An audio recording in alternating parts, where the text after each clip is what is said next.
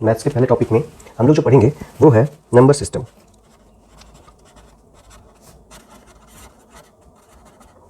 ठीक है, number system को समझने से पहले हम लोग को पता होना चाहिए कि अंक यानी कि डिजिट क्या होते हैं। ठीक है, दूसरी चीज़ होगी संख्या यानी कि नंबर क्या होता है। तो अंक क्या होते हैं? हम लोग क्या देखते हैं कि हम लोग कई साल से अपने गणित को परिष्कृत करते गए। इसके लिए हम लोग क्या कुछ संकेत चिन्ह बना रहे थे। मतलब हम लोग का मतलब होता है जो प्राचीन काल से जो गणितज्ञ रहे होंगे वो अपने हिसाब से कुछ ना कुछ संकेत चिन्ह बना रहे होंगे। उन्हीं संकेत चिन्हों को अंक कहा जाता है।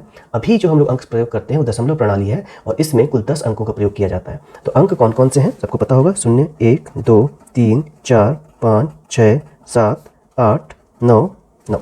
ठीक है, इन्हीं 9 संकेतों को हम लोग अंक कहते हैं। अंक जो होंगे, सबसे छोटा अंक देख के बताइए कौन से सबसे छोटा अंक। सबसे छोटा अंक हो जाएगा 0 और सबसे बड़ा अंक कौन सा हो जाएगा 9। ठीक है, और कुल अंकों की संख्या कितनी हो जाएगी?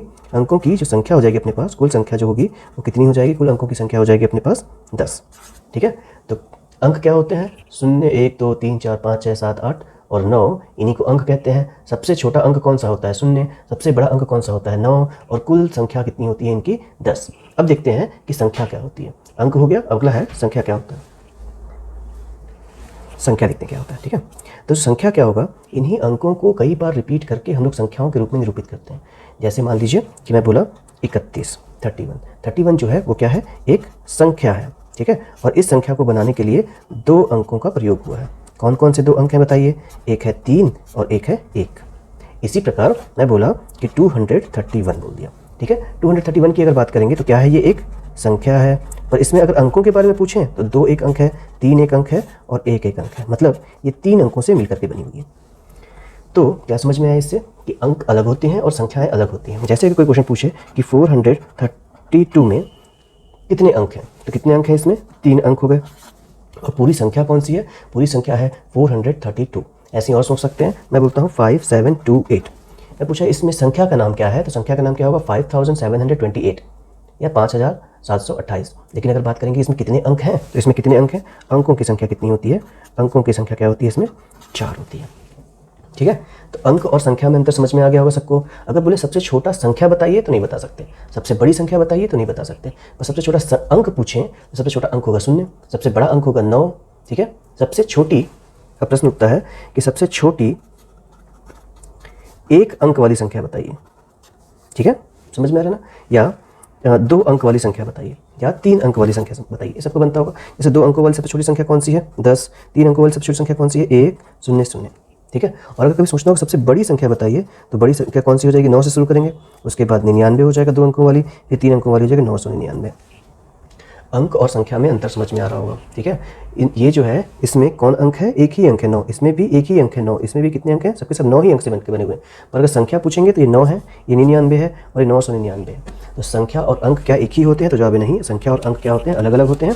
ठीक है, अगला जो है हम लोग के पास संख्या और अंक के बाद हम लोग देखेंगे किसी भी संख्या और अंक का जातीय मान यानी कि लोकल वैल्यू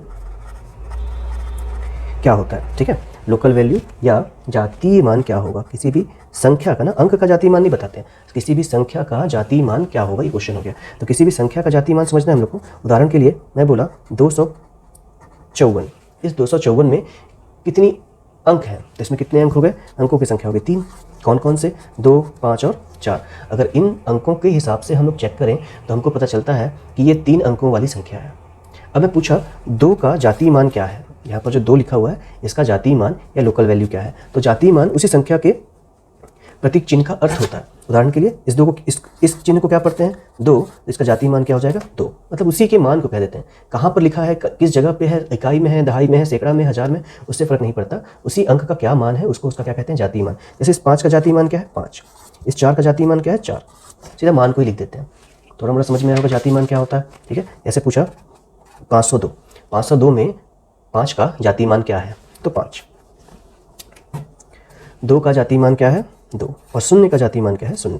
तो उस अंक के या उस चिन्ह का जो मान होता है उसी मान को हम लोग उसका जातीय मान कह देते हैं। अगला है स्थानीय मान क्या होता है? स्थानीय मान, स्थानीय मान या जिसको हम लोग प्लेस का वैल्यू कहते हैं। ठीक है, प्लेस वैल्यू।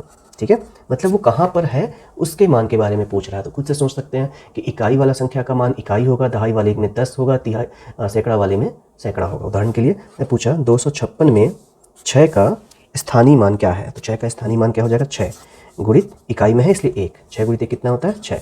अगर 5 का पूछेंगे, 5 का स्थानीय मान क्या है, तो 5 दहाई वाले स्थान पे है, दहाई मतलब 10 होता है, तो 5 गुणित 10 मतलब 50। और अगर 2 का स्थानीय मान पूछेंगे तो हो जाएगा 2 कहाँ पर है, इकाई दहाई सैकड़ा, यानी कि 100वें स्थान पर है, मतलब 200। ठीक है, 1 10 100। अगर बात करेंगे 100 मतलब कितना 100 200, इसलिए उसके स्थानीय मान क्या हो जाएगा 200 हो जाएगा।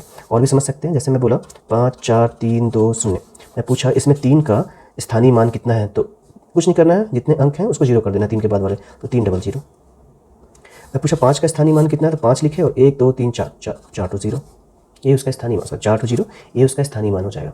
जैसे मैं बोला कि 5 4 3 2 6 में, ठीक है, मैं पूछा कि इसमें 2 का स्थानीय मान क्या है, ठीक है, स्थानीय मान क्या है, और इसी 2 का पूछे मान लो कि जातीय मान क्या है, और स्थानीय मान को जातीय मान से घटाने के लिए पूछ दिया। मान लीजिए प्रश्न ऐसा कर दिया, ठीक है, सिंपल सा क्वेश्चन है, बिल्कुल सरल है, बताइए कैसे बनाएंगे, एकदम सरल है। ठीक है, देखते हैं कि 5 2 3 2 6 था, तो 2 का स्थानीय मान कितना हो जाएगा, बताइए, स्थान मतलब कहाँ पर है वो, तो 6 कितना किस स्थान पे 20, और जातीय मान मतलब संख्या के उस अंक के या उस प्रतीक चिन्ह का मान, तो इसका मान कितना है 2, तो ये 2 हो गया, तो ये हो जाएगा 20 और ये हो जाएगा 2। और पूछा क्वेश्चन में क्या था, दोनों का अंतर बताइए, तो एक के स्थानीय मान का दूसरे के जातीय मान से अंतर का निकालना, आंसर हो जाएगा 18। थोड़ा बड़ा समझ में आ रहा होगा, ठीक है। जैसे मान लो क्वेश्चन दिए कि 2 5 6 4 3 में 5 के स्थानीय मान और 4 के स्थानीय मान का अंतर क्या होगा। ठीक है, तो देखते हैं, 5 का पूछा है तो ये 5 हो गया, 5 के बाद कितने अंक हैं 1 2 3, तो ये 5000 हो गया, 3 शून्य कर दिए। 4 का स्थानीय मान कितना है, दोनों का अंतर पूछे क्वेश्चन में। ठीक है, 4 यहाँ पर 4 था, 4 का स्थानीय मान कितना हो जाएगा, 4 यहाँ पर इस स्थान पर है, कितनी संख्या उसमें, दोनों को घटा देंगे, जो आंसर आएगा वो आंसर। तो इस प्रकार किसी भी अंक का स्थानीय मान और जातीय मान ज्ञात किया जा सकता है, और उसके अनुसार जैसा प्रश्न पूछा जाएगा उस प्रश्न का उस प्रकार से उत्तर दिया जा सकता है। अब हम लोग समझ गए कि जो संख्याएं होती हैं उनका स्थानीय मान जातीय मान क्या क्या होता है। अपने पास जो अगला प्रश्न है वो प्रश्न है कि इन संख्याओं को और किन किन भागों में बांटा जा सकता है, या इन संख्याओं को कुछ विशेष संख्याओं के रूप में बांटते हैं तो इनके कौन कौन से समूह होते हैं। तो हम लोग को पढ़ना है नंबर सिस्टम। नंबर सिस्टम का मतलब होता है कि हम लोग कितने समूहों में इन संख्याओं को बांट सकते हैं। तो सबसे पहला जो नंबर सिस्टम पढ़ेंगे हम लोग वो होगा नेचुरल नंबर। नेचुरल नंबर को हम लोग प्राकृतिक संख्याएं भी कहते हैं, नेचुरल नंबर। ठीक है, पूरी कहानी की शुरुआत होती है गणित के शुरुआत के साथ। अगर सोचें हम लोग कि गणित की शुरुआत कहाँ से हुई थी, और हम लोग सोचें कि सबसे मतलब आदि मानव या सबसे शुरू में आदि जंगल में रहता होगा, उस समय उसके पास गणित की क्या समस्याएं रही होंगी। तो बड़ा सिंपल सा क्वेश्चन है, इसका आंसर क्या होगा बताइए। उस समय उसको ये गिनना होता होगा कि मेरे परिवार में कितने लोग हैं, मेरे पास कितना अनाज है, मेरे हाथों पैर में कितनी उंगलियां हैं, इसी प्रकार के गणित के प्रश्नों का वो हल करता होगा। तो आदि मानव जो रहा होगा, जो आदि मानव था, उसके पास गणित की कौन कौन सी समस्याएं थी कि उसको सिर्फ गिनती करना था। अगर गिनती करने की बात करें तो ये आदि मानव क्या क्या गिनती करेगा, तो कैसे गिनती करता है। उस समय सोचिए कि उस समय अंकों की खोज नहीं हुई थी, उस समय दशमलव प्रणाली का प्रयोग वो आदि मानव नहीं करता था। तो आज भी देखते हैं हम लोग, तो कुछ गुफाओं में इसके द्वारा आदि मानव के द्वारा किए गए गिनती के लिए उन्होंने कुछ चिन्ह का प्रयोग किया था, जैसे 1, फिर वो 2 करता था, फिर 3, फिर 4 और फिर 5। इसको हम लोग अभी भी टेलीमार्क्स के जैसे प्रयोग करते हैं। ठीक है, तो आदि मानव के इस गणित की समस्या का समाधान क्या था कि वो क्या करता था कि चिन्हों का प्रयोग ना करके कुछ रेखाओं का प्रयोग करके सरल रूप में संख्याओं को व्यक्त करता था। तो गिनती के लिए प्रयोग किए जाने वाली जो सबसे शुरू के प्रयोग में आई गई इस गणित की जो संख्याएं होंगी उनको क्या कहते हैं हम लोग, प्राकृतिक संख्या कहते हैं। तो आदि मानव के द्वारा गिनती के लिए जो प्रयोग किए जा रहे होंगे संख्याएं, उन्हीं संख्याओं को क्या कहते हैं हम लोग, प्राकृतिक संख्याएं कहते हैं या नेचुरल नंबर कहते हैं। नेचर में जो नंबर सबसे पहले खोजी गई थी वो प्राकृतिक संख्याएं थी। अगर मान लीजिए मैं बोलता हूँ कि यहाँ पर कितनी बॉल्स हैं इसको गिनने के लिए, इसको कैसे गिनेंगे सोचिए। इसकी गिनती कहाँ से स्टार्ट होगी हमेशा, इसको बोलेंगे 1 2 3 4 5 या 0 1 2 3 4। कौन सी गिनती सही है, ऊपर वाली गिनती सही है। क्यों, क्योंकि गिनती हमेशा कहाँ से शुरू करते हैं, 1 से। तो जो प्राकृतिक संख्याएं होती हैं वो गिनती वाली संख्याएं हैं, इसलिए वो कहाँ से शुरू होंगी, हमेशा 1 से। तो गिनती में प्रयोग किए जाने वाली संख्याओं को नेचुरल नंबर कहते हैं। सबसे छोटा, अब देखते हैं सबसे छोटा प्राकृतिक संख्या कौन सा हो सकता है। सबसे छोटी गिनती कितनी हो सकती है हम लोग के पास, 1। ठीक है, अब लोग बोलेंगे शून्य भी गिन सकते हैं, शून्य कोई संख्या नहीं है। ठीक है, शून्य मतलब जहाँ पर कुछ भी ना हो। तो प्राकृतिक शून्य की व्याख्या बहुत लेट से की गई। पहले हम लोग गिनती गिन लेते थे, जैसे मान लीजिए कि एक पूरे ब्लैक बोर्ड पे शून्य को दर्शाना है, शून्य को नहीं दर्शा सकते, शून्य मतलब कुछ भी नहीं वहाँ पर। ठीक है, पर अगर हम लोग बोलें कि 1 दर्शाना है तो कोई एक लाइन खींच देंगे, एक बॉल बना देंगे या कुछ भी कर सकते हैं। इस प्रकार जो सबसे पहले संख्या जो होगी, सबसे छोटी प्राकृतिक संख्या कौन सी होगी, 1। और सबसे बड़ी अब कि सबसे बड़ी कितनी बड़ी संख्या गिन सकते हैं, तो जवाब है कितनी बड़ी भी गिन सकते हैं। तो सबसे बड़ी प्राकृतिक संख्याओं की व्याख्या नहीं की जा सकती है। तो सबसे छोटी प्राकृतिक संख्या कौन सी हो गई, या सबसे छोटी नेचुरल नंबर कौन सी है, वो है 1। अब नेचुरल नंबर सिस्टम की बात करें तो क्वेश्चन होगा कि सबसे बड़ा क्यों नहीं बता सकते, क्योंकि इसमें समझ सकते हैं कि 9 ही तक गिन पाएगा वो आदि मानव, वो तो सिर्फ रेखा चित्रों का प्रयोग कर रहा था। इसके बाद ये 10 हो गया और गिनते जाएगा, ये 15 हो गया और गिनते जाएगा, ये 20 हो गया। पर प्रॉब्लम क्या हुई आदि मानव के पास कि अब वो उसका मैथ्स फेल हो जाए जब 50 या 100 1000 इस टाइप की संख्याओं के साथ उसको गणित करना पड़े। तो उस धीरे धीरे गणित का विकास होता गया और उस गणित के विकास के साथ हम लोगों ने इस पूरे अंक पद्धति में एक अंक को छोड़ दिए हैं। वो अंक कौन सा है, 0। अगर ये अंक पद्धति 0 से शुरू होती और उसके बाद होता 1 2 3 4 5 6 7 ऐसा, तो ये अंक पद्धति पूरी पूर्ण हो जाती। पूर्ण मतलब कि होल, पूर्ण मतलब क्या होता है, होल। ठीक है, तो इस प्रकार जो नया अंक पद्धति बना उसको हम लोग कहते हैं होल नंबर सिस्टम। क्यों, क्योंकि इसमें छूटा हुआ संख्या जो 0 था जिसको हम लोग दर्शा नहीं पा रहे थे, अब उसको भी दर्शा पाते हैं। तो सबसे छोटा यहाँ पर हम लोग के पास पूर्ण संख्या होगी। ये पद्धति क्या कहलाएगी, पूर्ण संख्या पद्धति कहलाएगी। और इसमें सबसे छोटा संख्या कौन सा हो जाएगा, 0। तो पूर्ण संख्या में सबसे छोटी पूर्ण संख्या कौन सी होती है, सबसे छोटी पूर्ण संख्या हो जाएगी 0। और फिर से वही बात होगी कि सबसे बड़ी पूर्ण संख्या क्या हो जाएगी, तो जवाब क्या होगा, सबसे बड़ी पूर्ण संख्या की व्याख्या नहीं की जा सकती। ठीक है, 0 को मिलाते ही गणित पूरी तरह से कंप्लीट यानी कि होल हो गया, इसीलिए इसको क्या कहते हैं, होल नंबर सिस्टम या पूर्ण संख्या। अगला है, अब आदि मानव जो था उसका जो विज्ञान था या उसका जो ज्ञान था गणित के प्रति बढ़ता गया। अब वो जोड़ना सीख चुका था, उसको पता था कि 2 में 2 जोड़ने पर 4 होता है, 10 में 5 जोड़ने पर 15 होता है। इसका उल्टा भी सीख गया वो कि 15 में जब 10 घटाता हूँ तो 5 हो जाता है और 15 में जब 5 घटाता हूँ तो 10 हो जाता है। पर उसका गणित फेल हो जाता था जब उसको 5 में 10 घटाना पड़ता था। और जब भी गणित फेल हुआ है तब एक नए प्रकार के अंक पद्धति की खोज हुई है और इस प्रकार से जो नई अंक पद्धति से बनी उसको कहते हैं पूर्णांक। ठीक है, अंकों से बना हुआ होगा। ठीक है, तो पूर्णांक या इंटीजर। ठीक है, पूर्णांक या इंटीजर, वही नेचुरल नंबर, वही होल नंबर जब धनात्मक या ऋणात्मक रूप में व्यक्त किए जाते हैं तो उनको पूर्णांक कहते हैं। ठीक है, जैसे -50, -300, -30, +30, +15, ये जो सब होंगे वो इंटीजर या पूर्णांक कहलाएंगे।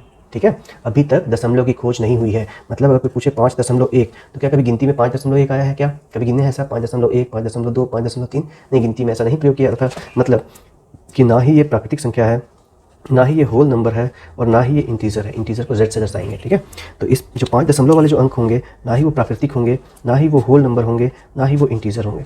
अगर पूछें कि 50 के बारे में बताइए, 50 क्या गिनती में 50 आएगा, 50 गिनती में आ जाएगा, गिनते जाइए, गिनती में 50 होगा, इसलिए प्राकृतिक संख्या है। क्या ये होल नंबर प्राकृतिक है तो होल तो होगा ही। क्या ये इंटीजर है, अगर नेचुरल और होल दोनों है तो इंटीजर होगा ही। ठीक है, अगर पूछे -50 के बारे में तो माइनस क्या गिनती में कभी -1, -2, -3 कभी प्रयोग किए हम लोग? नहीं, मतलब ये नेचुरल नंबर नहीं है। नेचुरल नहीं है तो होल भी नहीं होगा और इंटीजर है। ठीक है, क्योंकि इसमें जो 50 है वो एक प्राकृतिक संख्या था। जब भी प्राकृतिक संख्या को प्लस या माइनस के रूप में व्यक्त करते हैं तो उस प्राकृतिक संख्या को इंटीजर भी कह सकते हैं। ठीक है, तो सबसे पहले हम लोग कौन सी संख्या देखे, वो था नेचुरल नंबर, जिसको प्राकृतिक संख्या कहते हैं। इसके बाद देखे होल नंबर, जिसको हम लोग पूर्णांक पूर्ण संख्या कहते हैं। फिर हम लोग पढ़े इंटीजर। इंटीजर मतलब क्या होता है, पूर्णांक। इसको दर्शाते थे n से, ये होगा 1 से लेकर के जितना दूर तक जाइए। ये होगा होल नंबर यानी कि पूर्णांक, इसको दर्शाएंगे w से। ये 0 1 2 3 4 बढ़ता जाएगा। ये जो होगा माइनस अनंत से लेकर के बीच में आएगा 0 और फिर प्लस अनंत तक चला जाएगा। लेकिन कहानी क्या है कि इसमें भी दशमलव वाले संख्या नहीं होंगे, दशमलव या बटा वाले संख्या जो होंगे वो अभी भी नहीं प्रयोग में लाए जाएंगे। ठीक है, तो अगला अंक का जो पद्धति हम लोग प्रयोग करेंगे उस अंक पद्धति का नाम होता है परिमेय संख्या, या इसको हम लोग कहते हैं रैशनल नंबर। ठीक है, वे सारी संख्याएं जो कि p/q के रूप में हो या इस रूप में व्यक्त की जा सकती हों उनको रैशनल नंबर या परिमेय संख्या कहते हैं। वे सारी संख्याएं जो या तो p/q के रूप में हो या इस रूप में व्यक्त की जा सकती हों उन सभी संख्याओं को परिमेय संख्या या रैशनल नंबर कहते हैं। ठीक है, जहां पर कंडीशन क्या है, p जो है वो कुछ भी हो सकता है लेकिन q का मान 0 के बराबर नहीं होगा। तो रैशनल नंबर या परिमेय संख्या क्या होती हैं, वे सारी संख्याएं जो p/q के रूप में हो या p/q के रूप में व्यक्त की जा सकती हों उनको प्राकृतिक संख्याएं इनको रैशनल नंबर या परिमेय संख्या कहते हैं। इसको दर्शाने के लिए हम लोग q शब्द का प्रयोग करेंगे। ठीक है, तो पहला हो गया रैशनल नंबर। रैशनल नंबर की खोज क्यों की गई थी, क्योंकि गिनना था, गिनती हमारी पूर्ण नहीं थी जब तक 0 नहीं मिला था। फिर हम लोग क्या देखे, जोड़ना सीख गए थे पर घटाते नहीं बन रहा था, इसलिए हम लोग कौन सी संख्या ढूंढनी पड़ी, इंटीजर ढूंढना पड़ा। ठीक है, अब इस रैशनल नंबर की खोज क्यों करनी पड़ी होगी इसके बारे में सोचते हैं हम लोग। ठीक है, तो रैशनल नंबर की खोज क्यों करनी पड़ी होगी सोचते हैं। देखिए, आदि मानव फिर से होशियार होता गया, आदि मानव जैसे होशियार होता जाता है वैसे वैसे उसकी गणित तेज होती जाती है। उदाहरण के लिए वो गुणा करना सीख चुका था, गुणा 2 × 4 कितना करता था 8, 3 × 4 बोले तो 12 कर लेता था। ठीक है, फिर इसी प्रकार वो भाग करना भी सीख गया। 8 को जब 4 से भाग देता तो 2 लिखता था और 12 को जब 4 से भाग देता 3 लिखता था। उसका गणित तब फेल हुआ जब उसको 4 को 12 से भाग देना पड़ा। ठीक है, और जब भी गणित फेल होता है तो एक नए अंक प्रणाली की खोज होती है, और इस प्रकार के अंक प्रणाली की जब खोज हुई तो इसको हम लोग कह दिए रैशनल नंबर। रैशनल नंबर की बात करेंगे तो जैसे 2/6 -2/3 -3/4 -8/3 6/7, ये सब जो होंगे वो एक प्रकार से परिमेय संख्या या रैशनल नंबर होते हैं। और देखिए जैसे पूछा कि क्या 3 प्राकृतिक संख्या है, इसके बारे में सोचते हैं ना, 3 क्या प्राकृतिक संख्या है, सोचिए। ठीक है, तो 3 के बारे में हम लोग जानते हैं कि गिनती में आता है तो प्राकृतिक संख्या है, प्राकृतिक संख्या है तो ये होल नंबर तो होगा ही। ठीक है, फिर सोचते हैं क्या ये एक इंटीजर है, तो अगर प्राकृतिक संख्या है तो इंटीजर, होल नंबर है तो इंटीजर भी होगा। ठीक है, अब क्या ये परिमेय संख्या, अब ये समस्या होगी। तो परिमेय संख्या के लिए कहानी क्या थी कि वही संख्याएं जो कि P/Q के रूप में हो या इसके रूप में व्यक्त की जा सकती हो उनको परिमेय संख्या कहते हैं। तो क्या ये 3 P/Q के रूप में लिखा हुआ है, देखते हैं। 3 को हम लोग लिख सकते हैं 6/2, 9/3, 3/1, 30/10, इन सभी रूप में व्यक्त कर सकते हैं। ठीक है, मतलब इसी 3 को ये या इस रूप में लिख सकते हैं। तो 3 जो था वो P/Q के रूप में व्यक्त किया जा सकता है, इसीलिए ये परिमेय संख्या होगा। तो 3 प्राकृतिक है, होल है, इंटीजर है और परिमेय संख्या है। ठीक है, अगला देखते हैं -3। क्या गिनती में कभी माइनस संख्या आती है, तो जवाब है नहीं। तो ये नेचुरल नंबर नहीं है, नेचुरल नहीं है तो होल नहीं होगा।